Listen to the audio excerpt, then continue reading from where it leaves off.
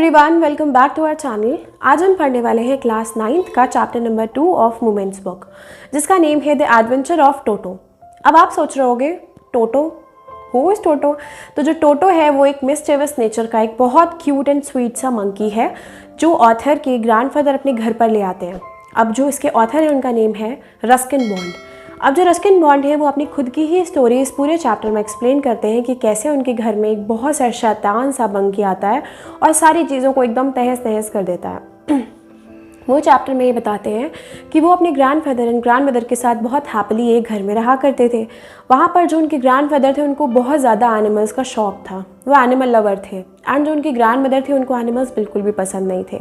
उनके अकॉर्डिंग वो एनिमल्स को रखना अनहाइजेनिक होता है, तो इसलिए उनकी ग्रैंडमदर को एनिमल्स बिल्कुल भी पसंद नहीं थे। एक बार जो ग्रैंडफादर होते हैं वो टोंगर ड्राइवर के साथ एक जगह पर जा रहे होते हैं और वो ये नोटिस करते हैं कि टोंगर ड्राइवर के पास एक बहुत क्यूट छोटा सा मंकी होता है जिसके साथ वो बहुत क्रूएलिटी दिखाता है।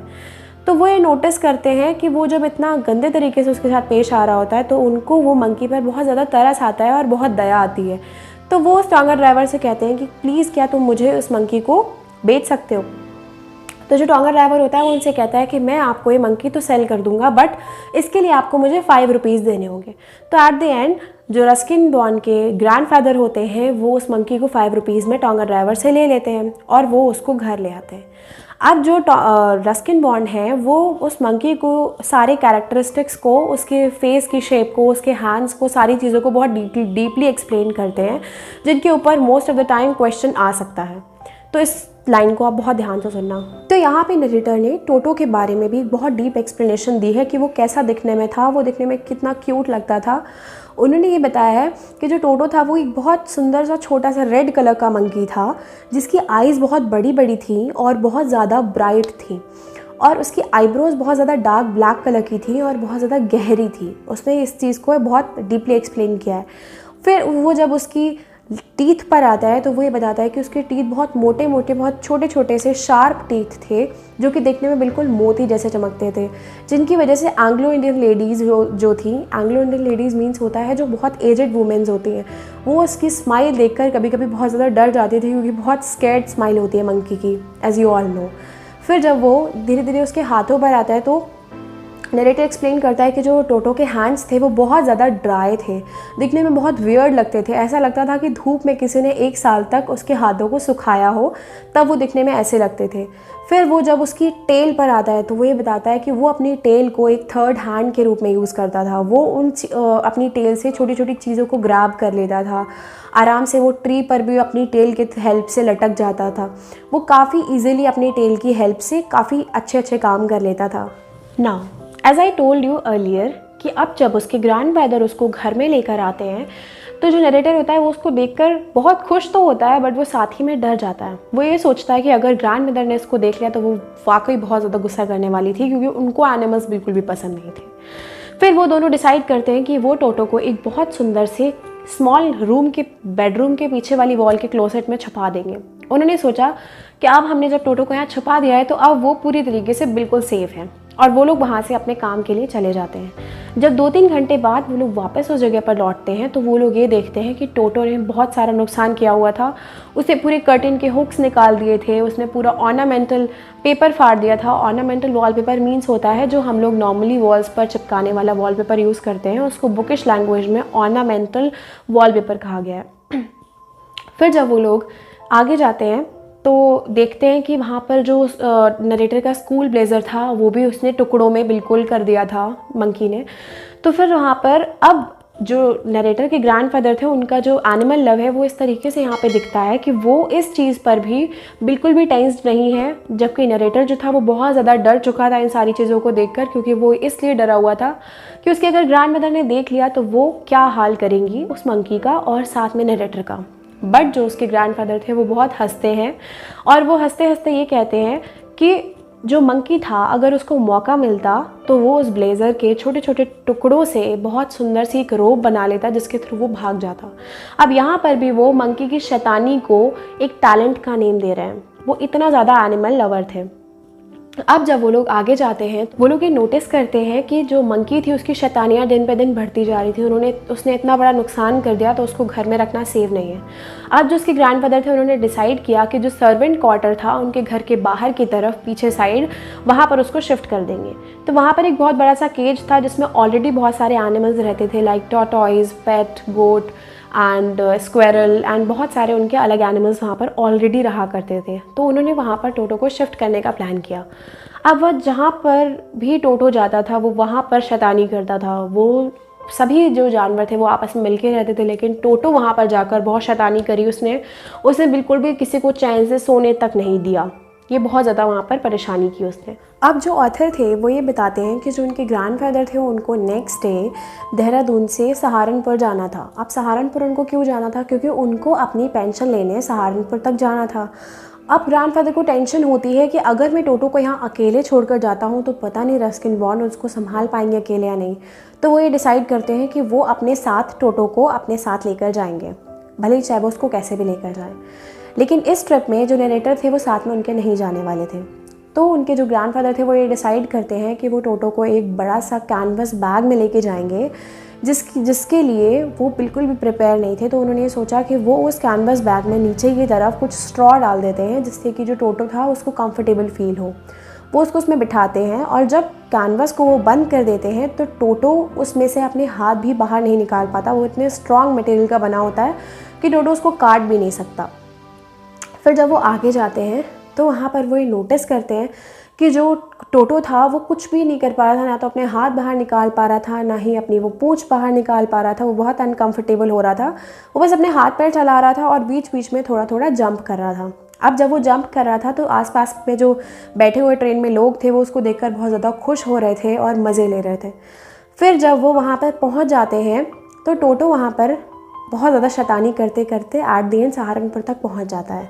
जब वहाँ पर टिकट कलेक्टर आता है तो वो जब नरेटर के ग्रैंडफादर से टिकट मांगते हैं तो वो ये बोलते हैं कि आप मुझे अपनी टिकट निकाल के दीजिए। तभी अचानक से उस कैनवस बैग में से टोटो अपना सर बाहर निकालता है एंड बहुत एक प्यारी सी स्माइल देता है टिकट कलेक्टर को और वो उसे देखकर बहुत खुश हो जाता है। बट वो नरेटर के ग्रैंडफादर को बहुत ज़्यादा गंदे तरीके से बोलता है कि मुझे अब इसकी भी टिकट चाहिए।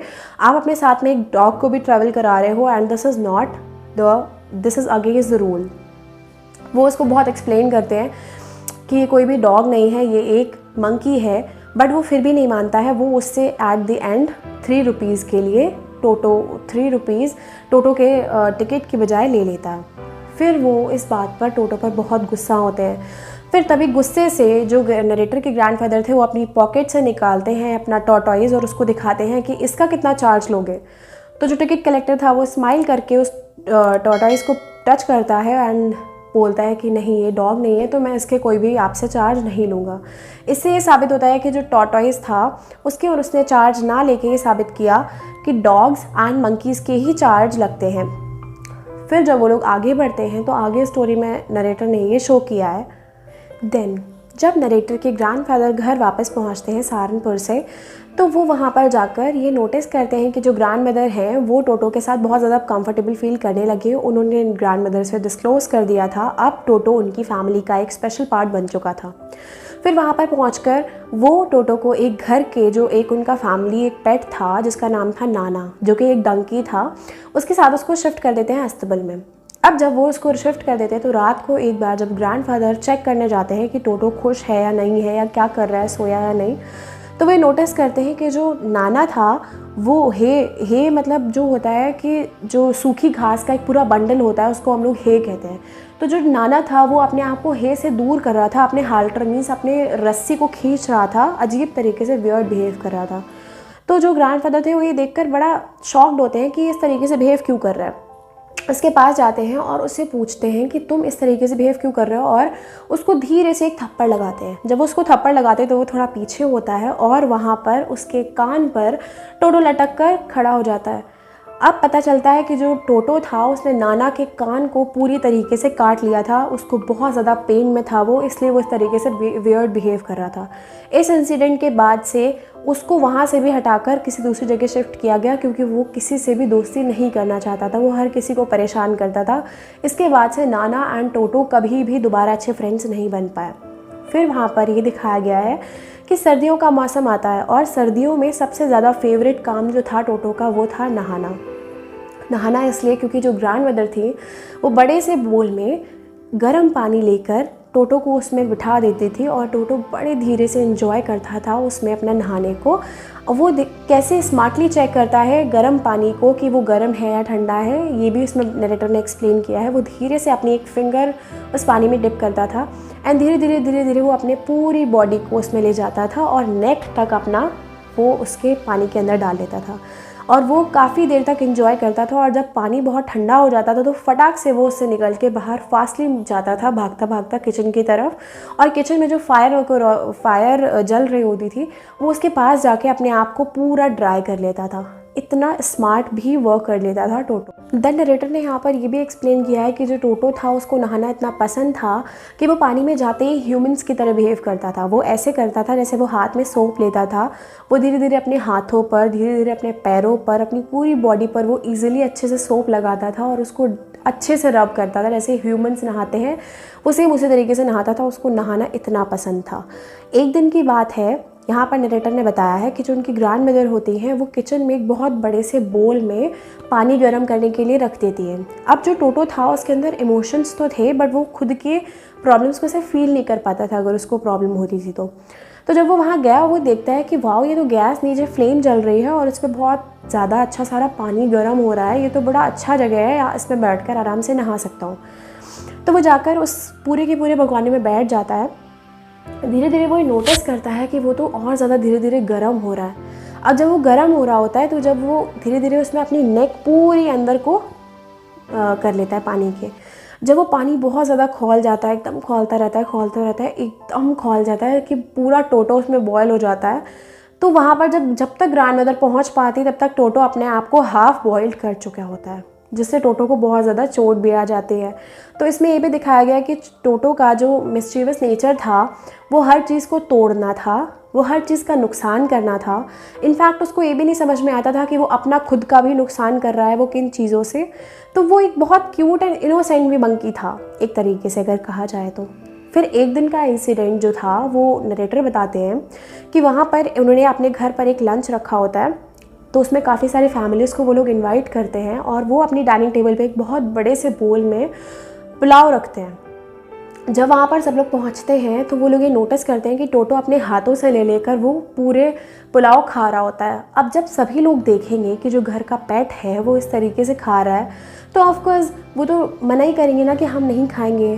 तो इस बात पर जो ग्रैंड मदर होती है वो उसको थोड़ा सा गुस्सा करती है और वो गुस्से से वो पूरी की पूरी प्लेट के जो पुलाव होते हैं वो उठाकर उनके ऊपर फेंक देता है। उससे ग्रैंड मदर को चोट आती है। फिर जब वहाँ पर आई हुई कुछ आंटियाँ जो होती हैं वो जब चिल्ला रही होती हैं टोटो पर भागने के लिए एकदम, तो वो उनके ऊपर पानी के ग्लास फेंक देता है।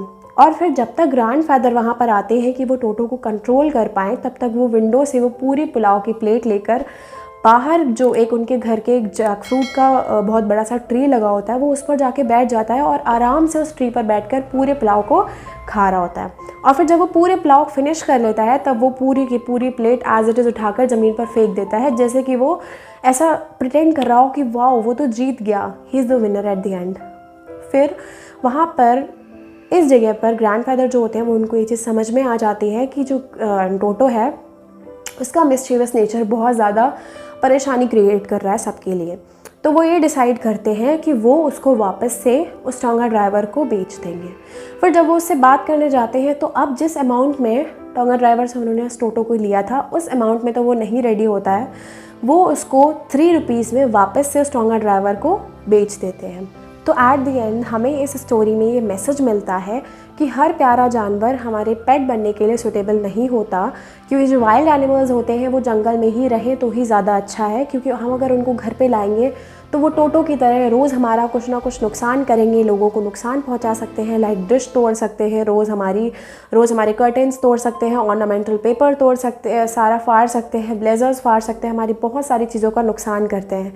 क्योंकि एट द एंड नरेटर के जो ग्रैंडफादर थे उनको ये समझ में आया कि ना तो उनके पास इतने पैसे हैं कि वो रोज़ रोज़ उन चीज़ों को रिपेयर कर सके, और वो टोटो का इतना ज़्यादा मिस्चीवर नेचर होने के बाद भी वो उसकी इतनी केयर करते थे, तो उनको फिर एंड में काफ़ी दुख भी होता है। एट द एंड नरेटर हमें ये स्टोरी में बताते हैं। So if you like the explanation of this chapter तो please do like, comment and share. And अगर आपको इसके अलावा कोई भी और चैप्टर की समरी या फिर उसका फुल हिंदी में एक्सप्लेनेशन चाहिए हो तो प्लीज़ कमेंट करिएगा। सो तब तक के लिए bye bye and stay tuned for the next video. Bye bye.